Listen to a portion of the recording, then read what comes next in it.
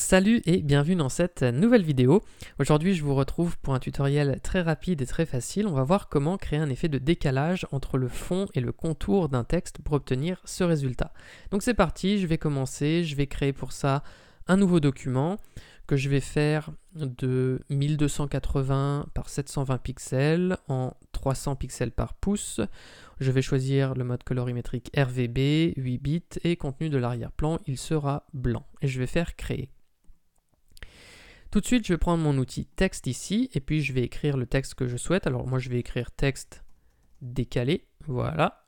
Je reprends mon outil de déplacement pour centrer mon texte. Donc grâce au repère commenté, voilà, j'arrive à peu près à le centrer sur mon document. Si vous voulez vraiment centrer votre texte de manière très fine, alors admettons qu'il ne soit pas du tout centré, vous faites commande A ou CTRL A sur PC et puis une fois que vous avez votre texte qui est sélectionné ici et que vous avez l'outil déplacement actif, eh bien vous cliquez sur ces petites icônes pour centrer le texte et vous faites commande D ou CTRL D sur PC pour désélectionner. Ensuite, donc, on va procéder au réglage de la typographie. Alors, moi, sur paragraphe, je me suis mis ici sur centré. Donc là, vous êtes peut-être sur une autre icône. Moi, je me mets sur centré. J'ai choisi la typographie Lato Black. Alors, c'est pareil, le panneau caractère, si vous ne l'avez pas, vous allez simplement dans Fenêtre et vous cliquez sur Caractère. Donc, moi, j'ai choisi la typographie Lato Black. Je vous ai mis le lien en description si vous voulez la récupérer.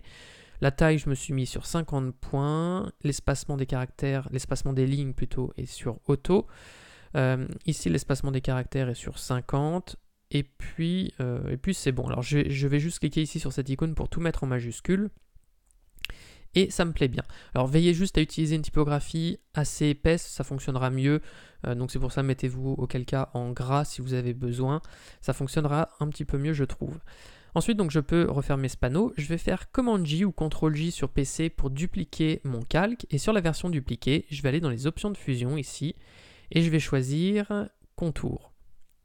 Alors, je vais faire restaurer les paramètres par défaut.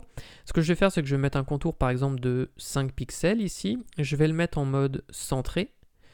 Et puis, je vais simplement changer sa couleur. Alors, je ne vais pas mettre du noir, je vais mettre un gris très foncé qui tend vers le noir. Je trouve que ça rend mieux et ça atténue un petit peu le tout. Donc, admettons que je vais le mettre par ici. Je vais faire OK. OK encore une fois. Et je vais déplacer avec les flèches du clavier mon texte, donc voilà, comme ceci, ou alors sinon vous le déplacez avec la souris, et je déplace mon calque à peu près comme ça. Bon, seulement là on voit pas encore le blanc à travers, on voit pas l'effet de superposition. Pour ça, en fait, il faut que je réduise le fond de mon calque ici à 0, et ça me supprime la couleur de fond, en fait, et comme ça, je vois à travers et j'ai mon effet qui apparaît. Donc après, si vous voulez changer la couleur, vous revenez sur votre texte du dessous, vous allez dans l'onglet caractère ici, et puis vous pourrez à tout moment changer la couleur. Alors, on va éviter de prendre des couleurs trop vives, je trouve que ça fonctionne pas énormément. Je préfère prendre des couleurs un peu légèrement ternes, disons. Je trouve que ça fonctionnera mieux, et pas trop sombre non plus. Donc évitez d'aller dans ces couleurs-là. Je trouve que sinon ça rend moins bien, comme le contour est assez sombre, il nous faut du contraste entre les deux.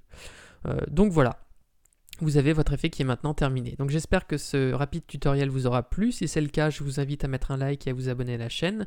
Et j'en profite aussi pour vous dire, si vous voulez progresser sur Photoshop, j'ai créé une formation de 3 heures pour vous aider à bien débuter et à apprendre le logiciel dans les meilleures conditions. Donc si ça vous intéresse, vous avez juste à cliquer sur le lien qui est dans la description. La formation est offerte. Sur ce, moi je vous dis à bientôt pour une prochaine vidéo.